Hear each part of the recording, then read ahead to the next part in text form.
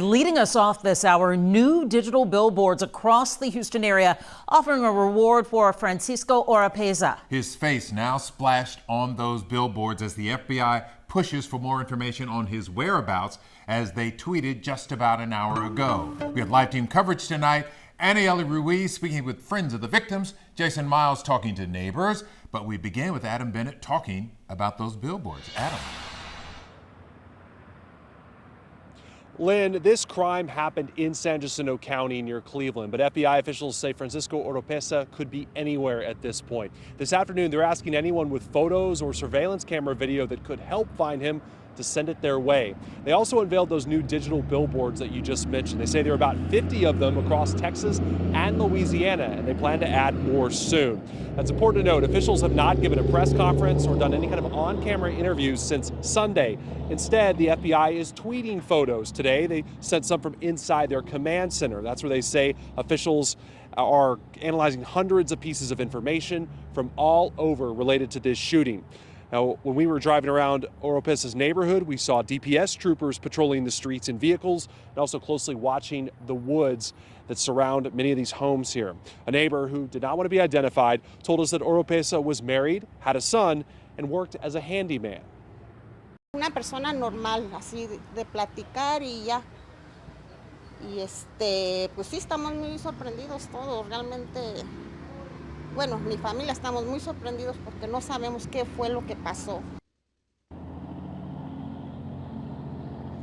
And that woman says Oropeza had lived in the neighborhood for about 3 years. He is originally from Mexico, and CBS News reports he had been deported 4 times since 2009. FBI officials now say they are working with law enforcement officials across the state, across the country, and now even across the border to try to find Oropeza. Reporting live in San Jacinto County, Adam Bennett, KHOU 11 News.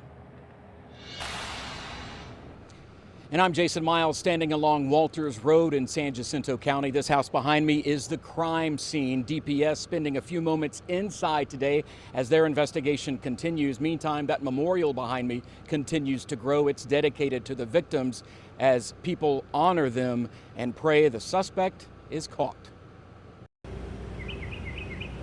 Leaving a token of remembrance outside is one way many are honoring 5 lives lost in a hail of gunfire. I put myself in their shoes. I couldn't imagine one of my family members going through that.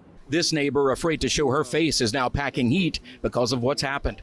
I wouldn't hesitate. If I have to protect myself and protect my kids, I will use it. She lives right across the road from where the killings occurred and claims suspect Francisco Oropeza previously shot her dog, which survived. He would just injure him. He shot him twice on his leg. Oropeza's home is very close to that of the victims, as you can see from Drone 11. Him shooting a gun outside is what investigators say led up to the deadly confrontation. That's when I heard, I would say maybe about 20 gunshots. Oropeza was known to randomly fire weapons, which was frequently reported, according to nearby residents, in what's known as Trail's End. You're a coward. Shoot yourself. They say he might face vigilante justice if he turns up back here and if a multitude of law enforcement doesn't get him first. You're a coward. You kill babies and women. That's the worst you can do. We don't want you here. Mexico don't want you either. And one lady I spoke with out here says she's going into town to stay with family while this manhunt continues. When and where it might end obviously remains to be seen. Reporting live from San Jacinto County, Jason Miles, KHOU 11 News.